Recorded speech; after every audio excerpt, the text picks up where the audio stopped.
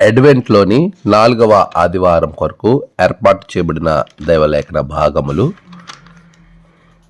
ద్వితీయోపదేశకాండము 18వ అధ్యాయం 15-19, యోహాను మొదటి పత్రిక 1వ అధ్యాయం 1-4, యోహాను సువార్త 1వ అధ్యాయం 15-18 వరకు 3 పాఠ్య భాగాలు ఆధారంగా మనము ఆలోచన చేస్తూ ఉన్నప్పుడు ఈరోజు పాఠ్య అంశము క్రిస్మస్ సాక్ష్యము. మన ప్రభువైన యేసుక్రీస్తు నామములో మీ అందరికీ ఈ ఉదయము శుభాలు తెలియచేయచ్చు ఉన్నాను. ప్రియులారా, దేవుని మహాకృపలో మనమందరము కూడా మరొక నూతనమైనటువంటి వారము దేవుని నామాన్ని మహిమపరచుటకు ప్రభు ఇచ్చిన ఈ సమయాన్ని బట్టి దేవునికి నేను కృతజ్ఞతాస్తుతులు చెల్లించుచూ ఉన్నాను. ప్రియ విశ్వాసులారా, దేవుని సన్నిధిలో మనమందరము కూడా అడ్వెంట్లో ప్రతి వారము అనేకమైన ఆధ్యాత్మిక సత్యాలను ధ్యానం చేస్తూ వస్తూ ఉన్నాం. ఈరోజు 4th week off advent, 4th candle, angels candle. దీనిని మనం ఆలోచన చేయాలి. దేవదూతల క్రొవ్వొత్తు దేనికి సాదృశ్యంగా కనబడుతుందంటే పీస్, సమాధానానికి సాదృశ్యంగా కనబడుతుంది. ఈరోజు పర్పుల్ కలర్ని మనం వాడతాము. ఈ పీస్ అనే దానిని గురించి ధ్యానం చేస్తాం.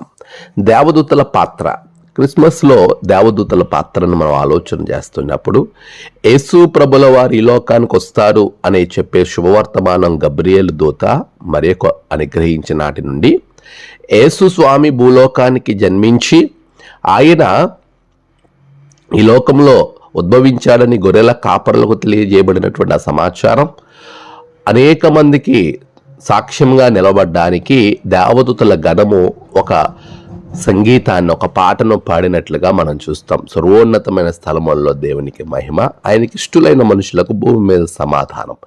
ఈ దేవదూతల గానము అనేకులకు సాక్ష్యంగా నిలబడ్డది. ప్రియులారా, ఈరోజు మనం ఆలోచన చేయాల్సింది, దేవదూతలు దేవుడి పనిచేసేటువంటి దూతలుగా ఉన్నాయి. ప్రభు వాటిని వాటి కొరకే నియమించాడు. అవి దేని కొరకు నియమించబడ్డాయో దేవుని సాక్ష్యాన్ని ప్రచురం చేయడం, దేవుని వర్తమానాన్ని, దేవుడు అందించిన విషయాలను చాలా జాగ్రత్తగా దేవుడు నియమించిన పనిని అతి వినయముతో చేయటానికి, చేరవేయడానికి మాత్రమే దేవదూతలు అనే విషయాన్ని జ్ఞాపకం చేసుకోవాలి. ఈ దేవదూతలు దేవుని ఆరాధించటంలో, దేవుని పని చేయటంలో, దేవుని కొరకు నిలబడడంలో, సాక్ష్యం చెప్పడంలో, ఇంకా ఆయా పనులను ఆయా విభాగాలలో ఎవరిని ఏ పని కొరకు నియమించారో, ఏ దేవదూత ఏ పని చేయాలని దేవుడు నిర్ణయించాడో దానిని మాత్రమే, అంతవరకు మాత్రమే అవి చేస్తూ వెళ్తూ ఉంటాయి. ఈరోజు దేవదూతల యొక్క గొప్ప విశేషమైన కార్యం మనం ఆలోచన చేస్తూ క్రిస్మస్ సాక్ష్యాన్ని ధ్యానం చేద్దాం. ప్రియులారా, సాక్ష్యం అంటేనే చాలా గొప్పగా ఉంటుంది. చాలాసార్లు మనం సాక్ష్యం చెప్పాలని ఆశపడతాం. సాక్ష్యము ఇతరులు చెబుతున్నప్పుడు విని సంతోషపడతాం, ఆశ్చర్యపడతాం, విస్మయము నొందుతాం. ఆ సాక్ష్యము నాకు ఉంటే బాగుండు అనుకునేవారు కూడా లేకపోలేదు. ఈరోజు సాక్ష్యము అనే దానిని గురించి మనం ఆలోచన చేసినప్పుడు క్రీస్తు జననానికి సంబంధించి యేసు ప్రభుల వారిని ఈ లోకానికి తీసుకుని రావటంలో క్రీస్తు సాక్ష్యముగా ఈ లోకానికి ఎలా పరిచయము చేయబడ్డాడు అనే దాని గురించి మనం ప్రారంభించుకున్నట్లయితే, యోహాను తన యొక్క సువార్తలో చాలా స్పష్టంగా జ్ఞాపకం చేస్తాడు. మొదటి అధ్యాయము, యోహాను సువార్తలో మొదటి అధ్యాయము 15వ వచనాన్ని గనక మనం చూస్తున్నప్పుడు అక్కడ యేసు ప్రభుల వారు ఈ లోకానికి ఎత్తింపబడ్డారు అనే దానిని గురించి మాట్లాడుతూ అక్కడ చెప్పబడిన సాక్ష్యాన్ని మనం ఒక్కసారి చూద్దాం. బాప్తిస్మిచ్చు యోహాను ఇలా అంటున్నాడు, యోహాను ఆయనను గురించి సాక్ష్యం ఇచ్చుచు, నా వెనుక వచ్చువాడు నాకంటే ప్రముఖుడు గనక ఆయన నాకంటే ముందటివాడాయననియు నేను చెప్పిన వాడు ఈయనే అనియు ఎలుగెత్తి చెప్పాను. ప్రియులారా, గమనించండి, నా వెనుక వచ్చేవాడు నాకంటే ప్రముఖుడు. ఇది చాలా శ్రేష్టమైన మాట, ప్రముఖుడు. ఇతడు సాక్ష్యం చెప్పాలని క్రీస్తుని గురించి అరణ్యంలో ఒక కేకగా, ఒక శబ్దముగా ఏలియా ఆత్మ కలిగిన వాడిగా అభివర్ణింపబడ్డాడు. మలాకీ తర్వాత వచ్చినటువంటి చివరి ప్రవక్తగా బాప్తిస్మిచ్చు యోహాను ఉన్నాడు. 400 సంవత్సరాలు మెస్సయ్య కొరకు ఎదురు చూస్తున్న క్రమములో బాప్తిస్మిచ్చే యోహాను ఇదిగో అరణ్యంలో కేకలు వేస్తూ రాబోతున్నాడు, దేవుని రాజ్యం సమీపించింది, ఆయన మీ మధ్యకు వస్తున్నాడు అని చెబుతూ ఉండగానే యేసు స్వామి ప్రత్యక్షమైనప్పుడు ఆయనను గురించి చెప్తున్న మాట, ఇదిగో నేను ఈయన కంటే తగ్గవలసి ఉన్నది, ఈయన హెచ్చవలసి ఉన్నది, ఈయన గొప్పవానిగా ఉన్నాడు, ఈయన గురించి అని చెబుతూ ఆయన అంటున్నాడు నాకంటే ప్రముఖుడు. ఇది చాలా గంభీరమైనటువంటి మాట ప్రియులారా. ఈరోజు సాక్ష్యము అనేది ఎలా ఉండాలి అని అంటే, మన సాక్ష్యములో క్రీస్తు మాత్రమే ఘనపరచబడాలి. ఇతడు నాకంటే ఘనుడు అని చెప్తున్నాడు, నేను తగ్గవలసి ఉన్నది, ఆయన హెచ్చవలసి ఉన్నది అని చెబుతూ ఉన్నాడు. అంటే మనము చెప్పే సాక్ష్యము క్రీస్తును దైవాన్ని ప్రజ్వలింపజేసేదిగా ఉండాలి. యోహాను సువార్త 3:30 అంటాడు కదా, ఇదిగో నేను తగ్గవలసి ఉన్నది, ఆయన హెచ్చవలసి ఉన్నది. బాప్తిస్మిచ్చే యోహాను యొక్క సాక్ష్యాన్ని మీరు గమనించినట్లయితే యేసు స్వామిని గురించి చెబుతూ లూకాసు వార్త 3:16-17 నేను ఆయన చెప్పులు వారిని విప్పుటకైనను పాత్రుడను కాను అనే మాటను అక్కడ జ్ఞాపకం చేస్తూ ఉన్నాడు ప్రియులారా. 3 స్వార్థల్లో కూడా యేసు ప్రభుల వారిని గురించి బాప్తిస్మిచ్చే యోహాను సాక్ష్యం చెబుతూ ఉన్నాడు. నేను నెలలో బాప్తిస్మిస్తాను, ఆయన అగ్నిలో బాప్తిస్మిస్తాడు. ఆయనే ఈ లోకానికి అందరికీ కూడా రక్షకుడు, లోక పాపములు మోసుకుని పోయే గొర్రెపిల్ల ఆయనే అని సాక్ష్యం చెప్తా ఉన్నాడు. ఆయన సాక్ష్యము ఏ విధంగా చెప్తూ ఉన్నాడు అని మనం ఆలోచన చేస్తే తన్ను తాను తగ్గించుకుంటున్నాడు, క్రీస్తు నామాన్ని ఘనపరుస్తున్నాడు. ఈరోజు నువ్వు సాక్ష్యం పలుకుతూ ఉన్నప్పుడు ఆ సాక్ష్యములో ఎవరిని నువ్వు ఘనపరచకూడదు, కేవలము క్రీస్తును మాత్రమే ఘనపరచాలి, క్రీస్తు మాత్రమే అక్కడ కనబడాలి. క్రిస్మస్ సాక్ష్యములో మనం చూస్తూ ఉన్నప్పుడు క్రీస్తు మాత్రమే ఘనపరచబడ్డాడు ప్రియులారా. ఈరోజు నీ సాక్ష్యములో, నా సాక్ష్యములో క్రీస్తు ఘనపరచబడుతూ ఉన్నాడా? ఒక్కసారి మనం ఆలోచన చెయ్యాలి. రెండవది, మనం ఆలోచన చేస్తూ ఉన్నప్పుడు క్రిస్మస్ సాక్ష్యములో అంటే క్రీస్తుని గురించి చెప్పే ఈ సాక్ష్యములో అనుభవం ఉండాలి. మనం అనుభవపూర్వకంగా చెప్పాలి. ఎవరో చెప్పిన సాక్ష్యాలను మనం ఉదాహరణగా చెప్పడము అది ప్రేరణగా ఉంటుంది, కానీ నీ వ్యక్తిగత అనుభవము రుచి చూచి తెలుసుకునడి అనేటువంటి ఆ మాట ఏదైతే ఉందో అనుభవపూర్వకంగా నువ్వు సాక్ష్యం పలకగలగాలి. ఇదే యోహాను పత్రికను రాస్తూ ఆయన అంటున్నాడు కదా. యోహాను రాసినటువంటి మొదటి పత్రికను మనం ఒకసారి చూద్దాం. ప్రియులారా గమనించండి, యోహాను తన పత్రికలో ఏమని అంటున్నాడు? తన ప్రారంభంలోనే చాలా స్పష్టంగా చెప్పాడు, జీవవాక్యమును గూర్చినది ఆది నుండి ఏది ఉండెనో, అంటే ఏ వాక్యమైతే ఉన్నదో, మేము ఏది వింటిమో, కనులారా దేనిని చూచితమో, ఏది నిదానించి కనుగొంటిమో, మా చేతులు దేనిని తాకెనో అది మీకు తెలియజేయుచున్నాం. అంతేగాని మేము చూచింది, విన్నది, తాకింది అంటే మేము విన్నయే కాదు, మేము చూచినవే కాదు, మేము పర్సనల్ ఎక్స్పీరియన్స్ చేసినవి కూడా మీకు సాక్ష్యం ఇచ్చుచున్నాము అనే మాటను జ్ఞాపకం చేస్తున్నాం. 2వ వచనంలో అంటాడు కదా, తండ్రి యొద్ద ఉండి మాకు ప్రత్యక్షమైన ఆ నిత్య జీవమును మేము చూచి ఆ జీవమును గూర్చి సాక్ష్యం ఇచ్చుచు దాన్ని మీకు తెలియజేయుచున్నాం. చూసారా ప్రియులారా, అది అనుభవపూర్వకమైనటువంటి సాక్ష్యం. 3వ వచనంలో అంటాడు కదా, మేము చూచిన దానిని వినిన దానిని మీకు తెలియజేయచ్చు ఉన్నాము. మేము ఏదైతే చూచామో, ఏదైతే విన్నామో, ఏదైతే తాకామో, ఏదైతే ముట్టుకున్నామో, ఏదైతే మేము అనుభవించామో దానిని మీకు తెలియజేస్తున్నామో అనే మాటను ఇక్కడ చాలా స్పష్టంగా యోహాను తన పత్రికల్లో తెలియజేస్తున్నాడు. పిల్లరా, ఇది ఉండాలి సాక్ష్యంలో. మనము చెప్పేటువంటి సాక్ష్యము అనుభవపూర్వకంగా ఉండాలి. అదే మాటలు మనం చూస్తూ ఉన్నప్పుడు అక్కడ అంటాడు అంద్రయ్య, ఇదిగో లోక పాపము మోసుకుని పోవు దేవుని గొర్రెపిల్ల అనే మాట బాప్తిస్మిచ్చే యోహాను తన శిష్యులకు చెప్పినప్పుడు అంద్రయ్య యేసు స్వామి దగ్గరికి వెళ్ళి, ఇదిగో మేము నీవు ఎక్కడ కాపురం ఉంటున్నావో తెలుసుకోవాలనుకుంటున్నాను, నువ్వు ఎక్కడ ఉంటున్నావయ్యా అంటే వచ్చి చూడు అన్నాడు. యేసు ప్రభుతో పాటు వెళ్ళాడు, వెళ్ళి యేసుతో బస చేశాడు. బస చేసిన తర్వాత తిరిగి తన సహోదరుడి దగ్గరకు వచ్చి నేను మెస్సయ్యాను కనుగొన్నాను అనే సాక్ష్యాన్ని పలుకుతున్నాడు. యోహాను సువార్త 1వ అధ్యాయంలో మనం ఈ భాగాన్ని చూస్తాం. ప్రియులారా, ఈరోజు సాక్ష్యం పలకాలంటే అనుభవం ఉండాలి. ఒక వ్యక్తిని గురించి నువ్వు సాక్ష్యం చెప్పాలి అంటే అనుభవం లేకుండా ఎలా సాక్ష్యం చెప్తావు? అతని గురించి ఏమీ తెలియకుండా నువ్వు ఎలా చెప్తావు? అనుభవపూర్వకంగా మాత్రమే సాక్ష్యము చెప్పగలగాలి. అనుభవం లేకుండా మనం ఏ సాక్ష్యము పలకలేము. క్రీస్తుని గురించి నువ్వు సాక్ష్యం చెప్పాలంటే మొదట క్రీస్తుని గురించి నువ్వు రుచి చూడాలి, ఆయన అనుభవం కలగాలి. ఈ క్రిస్మస్ సందేశము ఇదిగో క్రీస్తు సాక్ష్యము నువ్వు చెప్పుటకు, క్రీస్తు స్వర్తమానాన్ని ప్రకటించడానికి, యేసు నీ కొరకు జన్మించాడు అనే సంగతిని ఇతరులకు తెలియచేయడానికి ముందు క్రీస్తు నా కొరకు జన్మించాడు అనేటువంటి వర్తమానాన్ని నువ్వు అనుభవించినప్పుడు మాత్రమే ఇతరులకు సాక్ష్య రూపేణ నువ్వు ప్రకటించగలుగుతావు. ప్రియులారా, దీనిని ఎంతవరకు నీవు అర్థం చేసుకుంటున్నావు?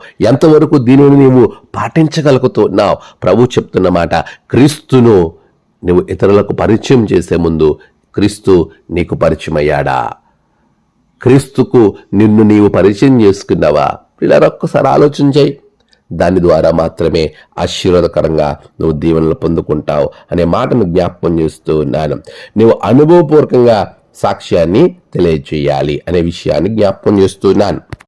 యోహాను ప్రకటన గ్రంథం రాస్తూ అక్కడ అంటాడు కదా, ప్రకటన గ్రంథము 1వ అధ్యాయము అక్కడ మనం చూద్దాం 2వ వచనంలో, అతడు దేవుని వాక్యమును గూర్చి యేసుక్రీస్తు సాక్ష్యమును గూర్చి తాను చూచినదంత మట్టుకు సాక్ష్యం ఇచ్చాను. చూసారా, తను చూసినదంతా కూడా ఏదైతే చూచినదంతటిని గూర్చి సాక్ష్యం పలుకుతున్నాడు. ఈరోజు అలాంటి అనుభవంలో మనం వెళ్ళి సాక్ష్యం ప్రకటించగలిగినప్పుడు దేవుని యొక్క ఆశీర్వాదాలను పొందుకోగలుగుతాం. ప్రియులారా, మనం ఏ విధమైనటువంటి సాక్ష్యాన్ని పలుకుతున్నాం?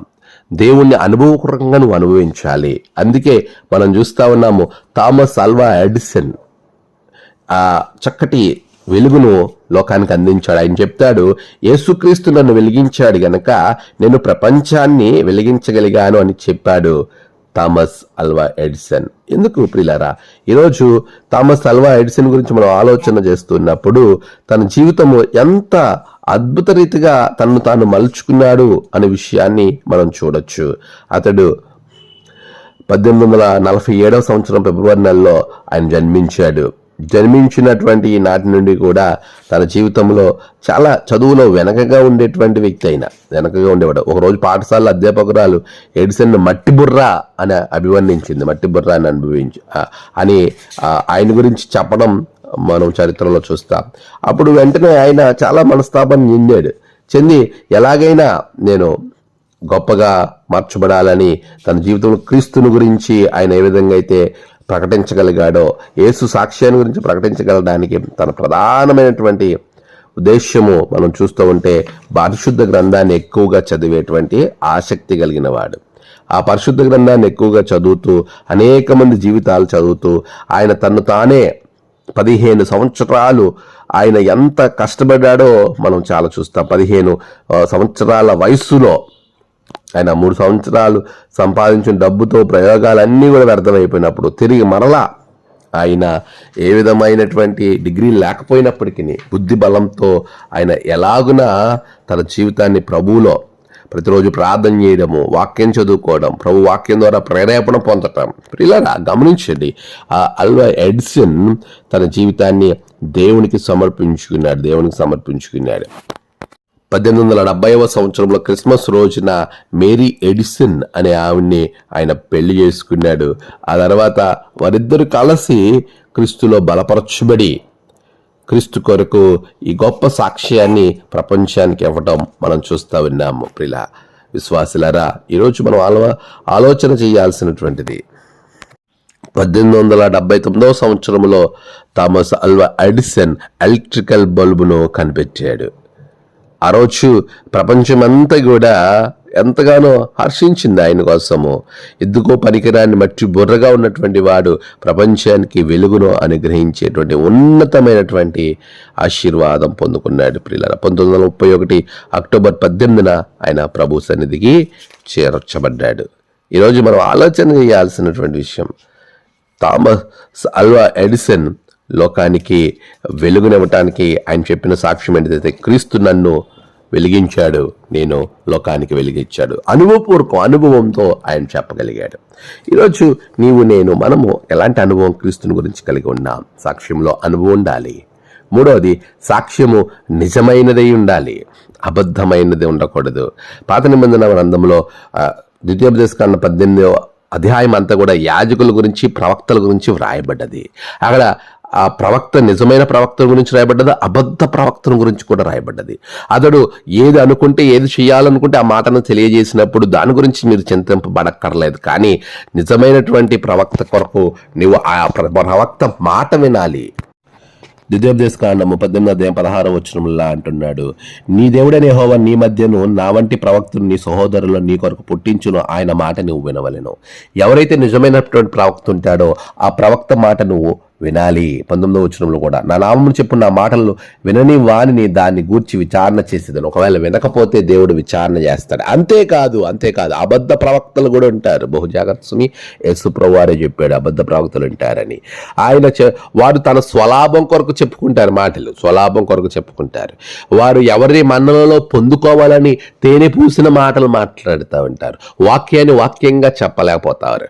వాక్యంగా చెప్పలేక వారు అబద్ధాన్ని ప్రచురం చేసేవారిగా, దురద చెవులు కలిగినటువంటి వారికి దురద వాక్యములను అనేటువంటి మాట అక్కడ వాడాడు అని అంటే, మనం చెప్పే కల్పనా కథల వైపుకు తిరిగే లోకం వస్తూ ఉన్నప్పుడు అబద్ధంని మనం ప్రచారం చేయకూడదు అని వాక్యము మనకి చాలా స్పష్టంగా మనతో మాట్లాడుతుంది. ప్రియులరా, అబద్ధ సాక్ష్యము మనం పలకకూడదు. వాక్యం చాలా స్పష్టంగా తెలియజేస్తుంది. దేవుని వాక్యము సాక్ష్యం పలికినటువంటి, ఆ వాక్యము సాక్ష్యంగా పలికినటువంటి బాప్తిస్మిచ్చు యోహాను భక్తుడు, యేసు స్వామి కూడా దేవుని మాటను సాక్ష్య రూపంలో ప్రకటించినప్పుడు, ఆ వాక్యము సాక్ష్యంగా నిలబడుతున్నప్పుడు నువ్వు అబద్ధ సాక్ష్యాన్ని పలకకూడదని ద్వితీయోపదేశకాండం 5:20 తెలియజేస్తుంది. అన్యాయము సాక్ష్యం పలికితే ద్వితీయోపదేశకాండం 19:16 అతనికి శిక్ష విధింపబడుతుందనే వాక్యాన్ని మనం చూస్తా ఉన్నాం. నాబోతు ద్రాక్ష తోట విషయంలో యెజబెల్ చేసిన దాని గురించి మనం చూస్తే, ఇద్దరు పనికిమాలిన సాక్షులను ఏర్పాటు చేసింది. అంటే అబద్ధాన్ని ప్రకటించే వారిని పనికిమాలిన వారుగా పరిశుద్ధ గ్రంథం అభివర్ణించింది. ప్రియులారా, అబద్ధ సాక్ష్యము యేసు మీద వెతికారు, మార్కు సువార్త 14:55, కానీ దొరకలేదు అనే మాటను మనం చూస్తాం. ఈరోజు నీవు నేను ఎలాంటి సాక్ష్యాన్ని పలికి ఉన్నాం? దేవుని కొరకు సజీవమైన సాక్ష్యం మనం పలికి ప్రభు కొరకు హింస పొంది మరణించడం ద్వారా నీవు పరలోక రాజ్యంలో ఆయన బలిపీఠం కింద నీ ఆత్మ ఉంచబడుతుంది. పరిపాలన చేసే ఆధిక్యత ఉంది. ప్రకటన గ్రంథం 6:9, ప్రకటన గ్రంథం 24 చాలా స్పష్టంగా వాక్యాలు తెలియజేస్తున్నాయి. అబద్ధ సాక్ష్యము ఏమాత్రం మనం పలికే వారంగా ఉండకూడదు. దేవుని మాటను దేవుని మాటగా ప్రకటించేటువంటి వారిగా ఉండాలి. నీవు దేవుని మాటలు మాత్రమే ప్రకటించాలి, నిజమైన మాటలు మాత్రమే ప్రకటించాలి, సత్య మాటలను ప్రకటించాలి. క్రిస్మస్ సాక్ష్యం ఏంటో తెలుసా? ఈరోజు నేడు ఈ అడ్వెంటు క్రిస్మస్ సాక్ష్యము నీవు కలిగి ఉండవలసింది మన జీవితంలో ఖచ్చితత్వము కలిగి ఉండాలని వాక్యం చాలా స్పష్టంగా తెలియజేస్తుంది. ప్రియులరా, క్రిస్మస్ సాక్ష్యంలో మొదటిగా క్రీస్తుకు ప్రధాన స్థానం ఇవ్వాలి. రెండవది అనుభవం కలిగి ఉండాలి. మూడవది నిజాన్ని మాత్రమే, అంటే అబద్ధ సాక్ష్యం లేకుండా ఉండాలి. ఈ మూడును కలిగి ఉంటే ప్రభు అంటున్నాడు, నువ్వు దేవునికి ఇష్టమైన వానిగా మారి ఇదిగో భూమి మీద నీకు సమాధానం, పరలోక రాజ్యంలో స్థానము కలుగుతుందని దేవదూతలు పాడిన ఆ గానాన్ని నీవు అనుభవించగలుగుతావు. ప్రియులారా, అనుభవించగలుగుతావు.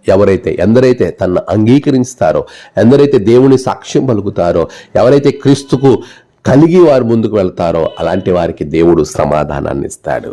అటువంటి దేవదూతలు గానం చేసిన ఆ గొప్ప దేవుని సమాధానం ప్రభు నీకు నీ కుటుంబాలకు అనుగ్రహించునుగాక. ఆమేన్. ప్రార్థన. సర్వోన్నతుడా, నీకు వందనాలు. గడిచిన కాలం మీరు తోడుగున్నారు. ఈ నూతనమైనటువంటి మరొక 4వ అడ్వెంట్ వారంలో బిడ్డలను నీ సమాధానంతో నింపండి. క్రిస్మస్ సాక్ష్యము ప్రకటించడంలో నిన్ను గణపరిచి అనుభవపూర్వకంగా తెలుసుకుని నిజమును నిర్భయముగా సాక్ష్యం పలికే బిడలుగా మార్చమని, దినదీవులతో నింపమని యేసు నామమున ప్రార్థించి వేడుకొంచున్నాము తండ్రి. ఆమేన్.